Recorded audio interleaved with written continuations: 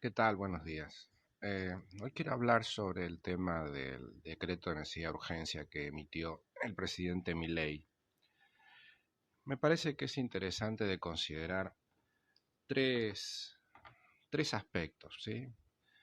Primero, lo que es la cuestión constitucional. Segundo, la cuestión política que acarrea. Y finalmente, un análisis muy ligero y rápido sobre las cuestiones más interesantes y más impactantes que tiene el decreto para que más o menos dar un pantallazo general sobre el tema y mi opinión al respecto. Vamos a empezar con la cuestión constitucional, porque he leído a muchos constitucionalistas que están un poco ofendidos con el tema, sosteniendo de que el presidente no puede ejercer funciones legislativas. Inclusive hay muchos dirigentes políticos que dicen eso. Bueno, si la Constitución fuese la de 1853 tendrían razón.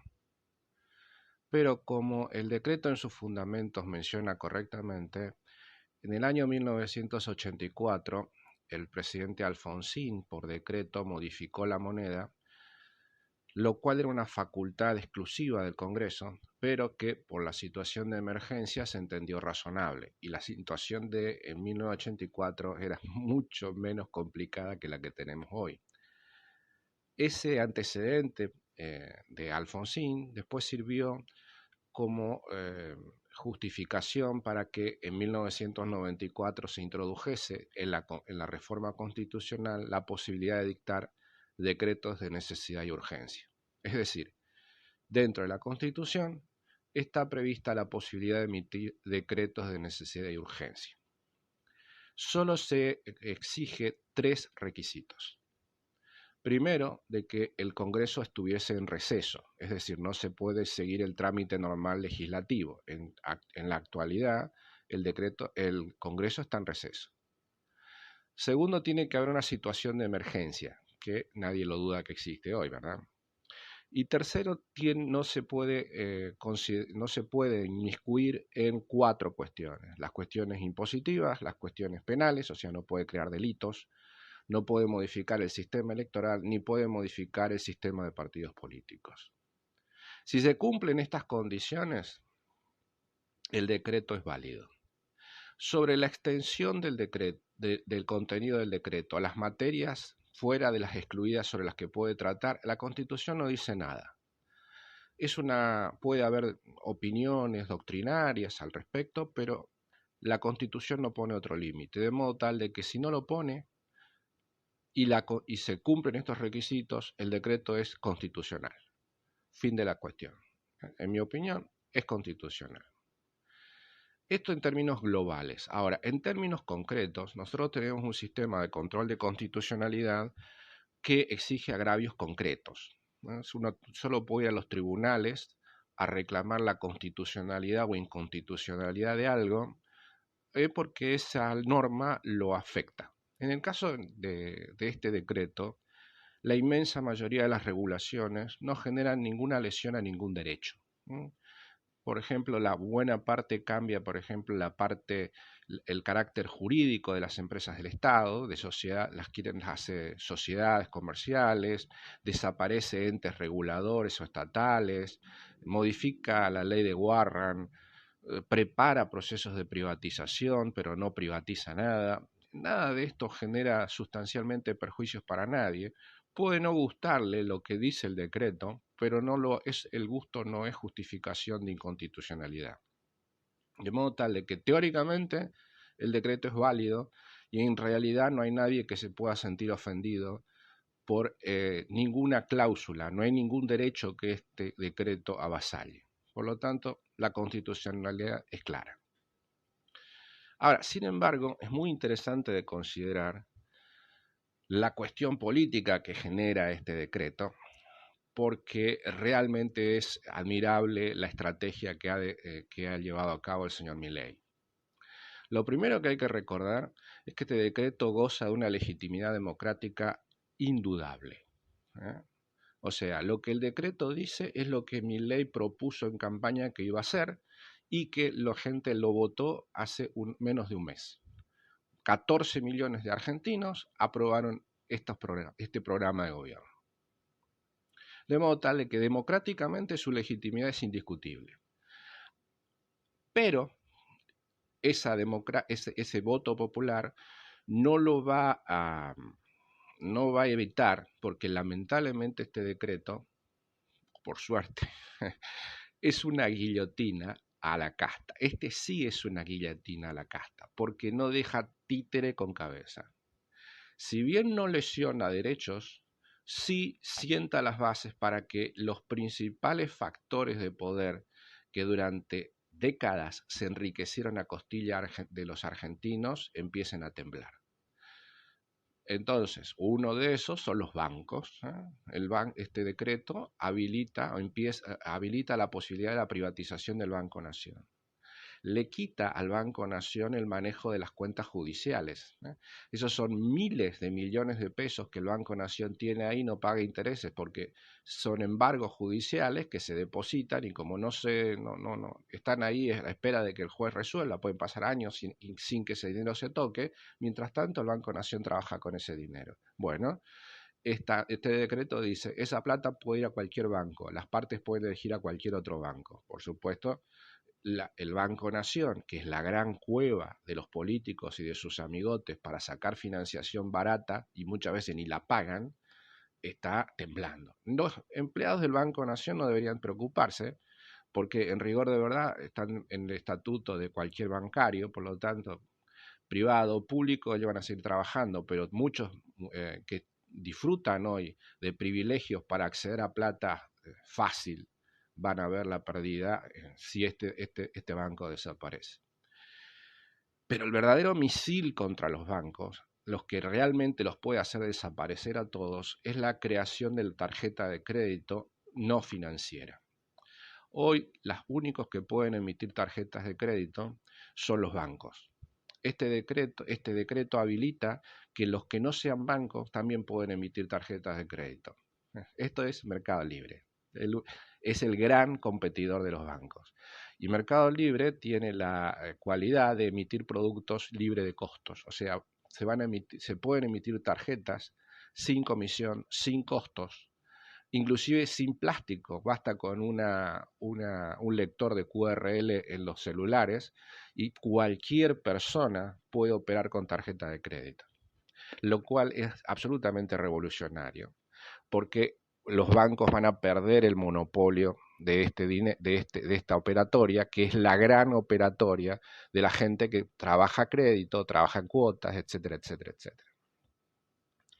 El segundo al que le pisan los callos mal es a los sindicatos. A los sindicatos realmente por eso indudablemente van a salir a la calle, van a hacer huelga. Primero que nada, elimina los descuentos obligatorios de los recibos de haberes. No hace que la gente, no le quita la posibilidad de cobrar. Lo que dice es que si los afiliados quieren pagar, bueno, van a tener que decirle a su empleador que por favor le descuente, y si no va a tener que pasar el sindicalista por la casa del afiliado a cobrar como en cualquier club. Entonces, hoy están pagando aportes a los sindicatos los que son afiliados y los que no son afiliados. Bueno, en este sistema van a pagar los afiliados por descuento de haberes únicamente si así lo autorizan expresamente. Eso es revolucionario porque le saca financiación que le llueve todos los meses sin hacer nada de manera bastante grave. En segundo lugar, prohíbe prácticamente todos los piquetes al estilo Moyano.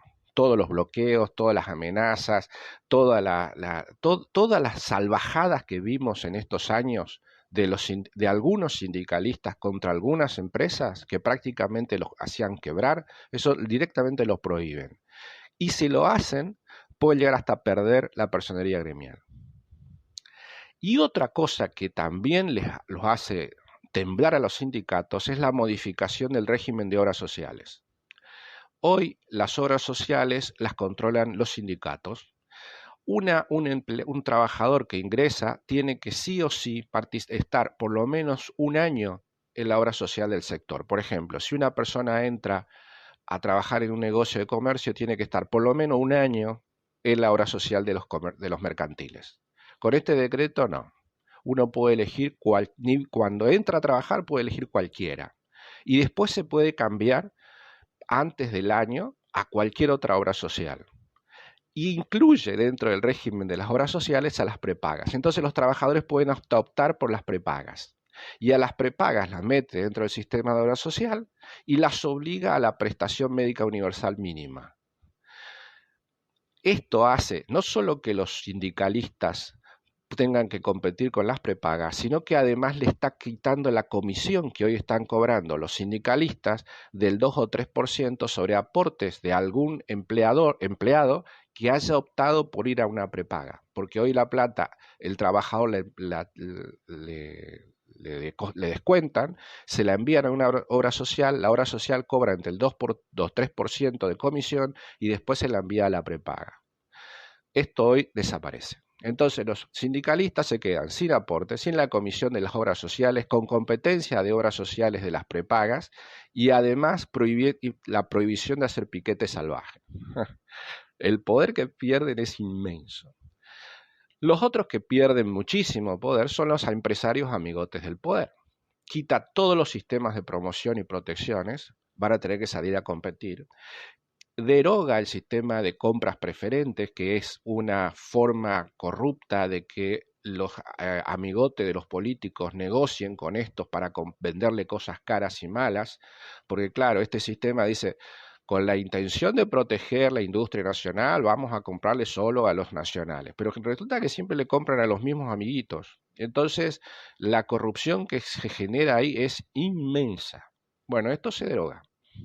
Los empresarios, especialmente los chicos de la UIA, van a perder fortuna al derogarse esto. Ya no van a poder hacer más en el futuro negociados. Y también elimina organismos de cabildeo que utilizan los políticos y los empresarios para acabar con empresas que les generan competencia o no son sumisos a ellos. Organismos de control, de promoción. Hay uno especialmente escabroso, que es el de la promoción del cultivo de las aceitunas. Este sistema le daba a los políticos la idea de promocionar, controlar, dirigir todo lo que se refería a la plantación de olivas, para las aceitunas, aceite y compañía.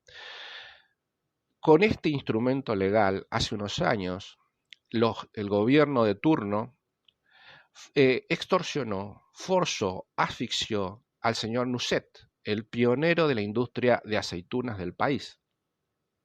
Nusset, el que hace las aceitunas, las famosas aceitunas Nusset.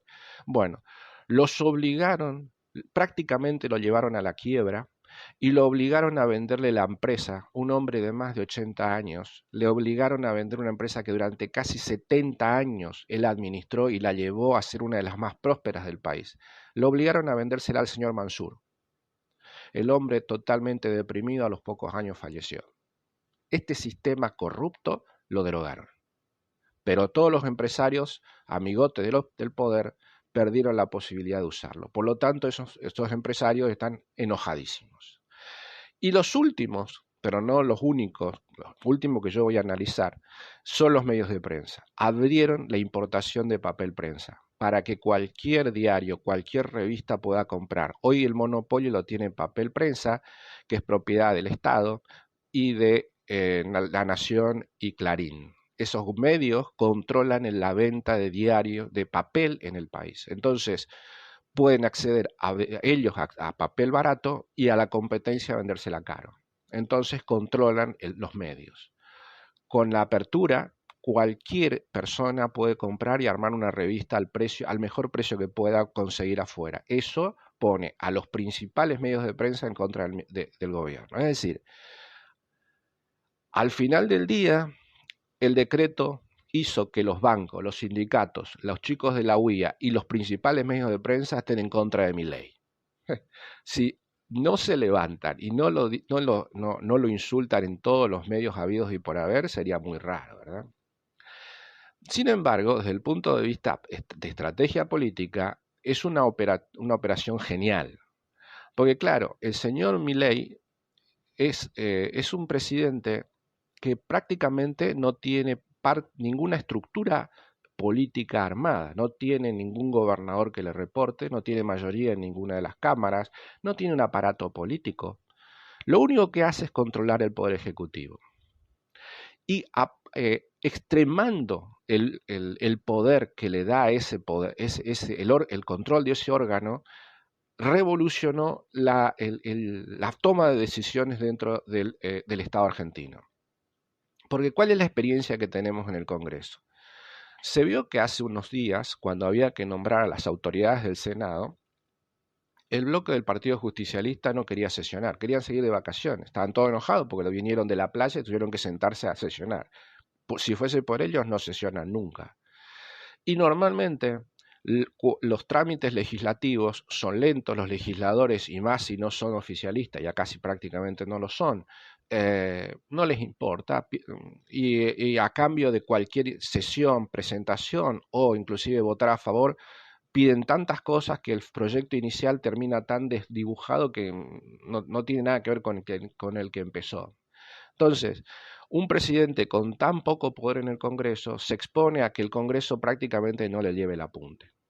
Sin embargo, con este decreto dio vuelta la tortilla. Sacó un decreto que va a entrar en vigencia y les dijo a los legisladores, si ustedes quieren que este decreto no entre en vigencia, se cambie o algo le quieran meter, van a tener que sentarse a sesionar, van a tener que sentarse a trabajar. Es decir, en lugar de esperar que los senadores lo atiendan, los forzó a los diputados y senadores a trabajar. Eso es formidable como estrategia política. Bien, por último, rápidamente quiero considerar algunos contenidos porque se están diciendo barbaridades enormes respecto del decreto. Lo primero que hay que considerar es que este decreto prácticamente no modifica sustancialmente ningún derecho adquirido. Especialmente en materia laboral, no toca prácticamente ningún derecho. Lo que sí el decreto parte de suponer que ya el que da trabajo no es un delincuente. Hoy la mayor parte de la gente que hace regulación laboral cree que el empleador es una persona desalmada que quiere explotar y tratar mal a los empleados. Este decreto cree que no, que es una persona honesta que quiere hacer un negocio y pide colaboración de sus empleados y que no tiene por qué estar enojado con sus empleados. Entonces, en ese esquema se tomaron algunas decisiones. Primero, elimina la doble indemnización en caso de despido, lo cual era supuestamente transitorio, pero como todo lo transitorio se quedó a vivir en Argentina, así que ya era época de sacarla. Simplifica el sistema para registrar a los empleados, ¿eh? Están haciendo un aplicativo porque está en desarrollo, basta entrar a la página, poner nombre, quit y adiós, ya está registrado, no con los 527.000 papelitos que hay que hacer hoy. Elimina todos los sistemas de multas. Ya no se trata de sancionar, sino de que se regularicen las situaciones. Por ejemplo, si hay un empleado en negro, hoy se lo denuncia al empleador y al empleador prácticamente lo funden con multas. Bueno, el sistema que pone mi ley dice, bueno, que lo llamen, la autoridad de aplicación lo va a llamar al empleador y le dice, señor, acá tiene el link, por favor regístrelo. Ya se terminó el problema, no hay multa, no hay nada. La extensión de certificados, que justifica el certificado que se da al final del trabajo, que documenta los saberes y los descuentos que se le hubiesen hecho a las jubilaciones por aportes jubilatorios. Bueno, hoy, si ese papelito no se da, el empleador es sujeto de multas, sanciones, intereses. Este decreto lo que dice es, primero que nada se lo puede dar digital, un PDF al correo electrónico o al celular del trabajador y se terminó. Y segundo, si toda la información está cargada en la página del ANSES o la AFIP y el trabajador o el órgano de control lo puede controlar, mirar y ver, no hace falta ni siquiera que se dé el certificado. Es decir, se trata de dinamizar el sistema y evitar este tipo de chicanitas que lo único que hace es arruinarle la vida a los empleadores. Otra cosa que hace es amplía el periodo de prueba de 3 a 8 meses, lo cual es lógico en un periodo de economía tan incierta. A los 3 meses pocas empresas saben si van a vivir o no. En cambio, con 8 meses las empresas nuevas o inclusive las tomas de nuevos empleados para ver si las empresas existentes no se van a fundir en un tiempo, le da 8 meses para saber si van a establecerse, lo cual es lógico. Mantiene las indemnizaciones por despido y mantiene el régimen de jornada de trabajo, los límites de 8 horas y compañía. No toca nada. Lo que sí habilita es que por vía de convenio colectivo, es decir, el sindicato y el grupo empresario o la empresa, porque también se puede negociar por empresa, si llegan a un acuerdo para modificar el régimen de despido, por ejemplo, como una libreta de trabajo que tienen la gente de construcción, donde todos los meses se aporta a una cuenta y el día que se lo despide, va y cobra esa cuenta, ese dinero en la cuenta y se terminó. Si eso se introduce por convenio colectivo, se modifica, se deja sin efecto el régimen general. Y este convenio tiene que estar obviamente homologado por el ministerio. Es decir, no se deroga el régimen de indemnización, pero se habilita la posibilidad de que por medio de convenio colectivo se cambie. Lo mismo con la jornada de trabajo. Se puede modificar el régimen de horarios cuando, por ejemplo, la actividad sí lo necesita. Por ejemplo, el tema turismo. ¿Sí? Si la gente trabaja en la zona turística y el turismo trabaja los fines de semana largos, los fines de año, cuando hay turistas, ¿sí? Y los horarios obviamente no son los de un supermercado, puede estar trabajando 2, 3 de la mañana. Bueno, en esos casos, por convenio colectivo, habilita la posibilidad de modificarlo. Y lo último que me gustaría destacar es que también habilita el cobro de los sueldos en cuentas virtuales, por ejemplo, en Mercado Pago. Otro bombazo para los bancos que van a perder la cuenta sueldo. Tres últimas cuestiones que me gustaría considerar es en materia de aeronavegación.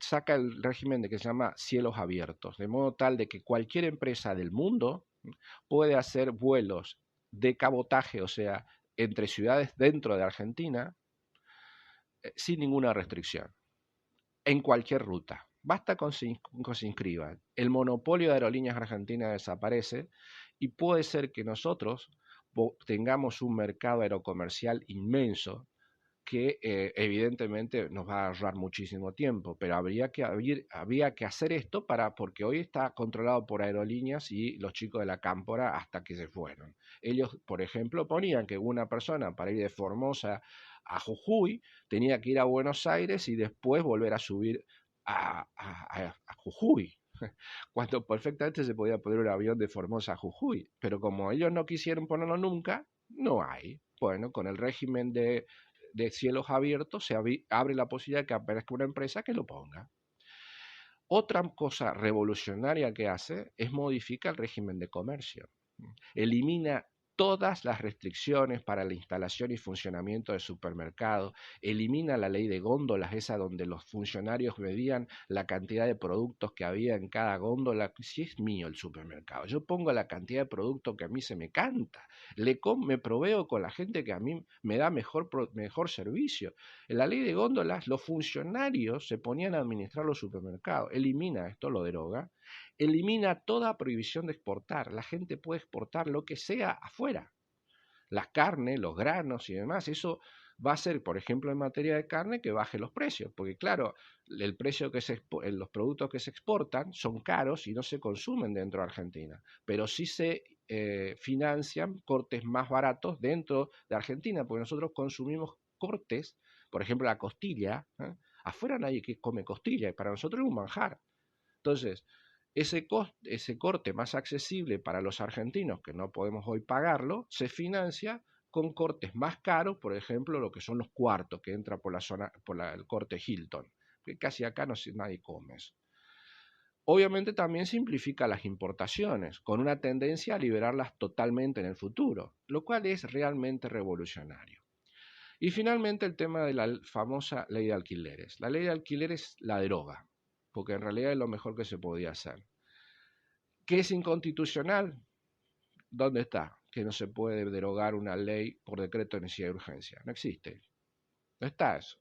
Pero lo que tampoco hace es perjudicar ningún derecho, porque los contratos que están vigentes con la ley anterior seguirán vigentes hasta que ese contrato se extinga, y los contratos nuevos que nazcan se regirán por el Código Civil y Comercial, que tiene un texto, un capítulo dedicado específicamente a ¿cómo se llama?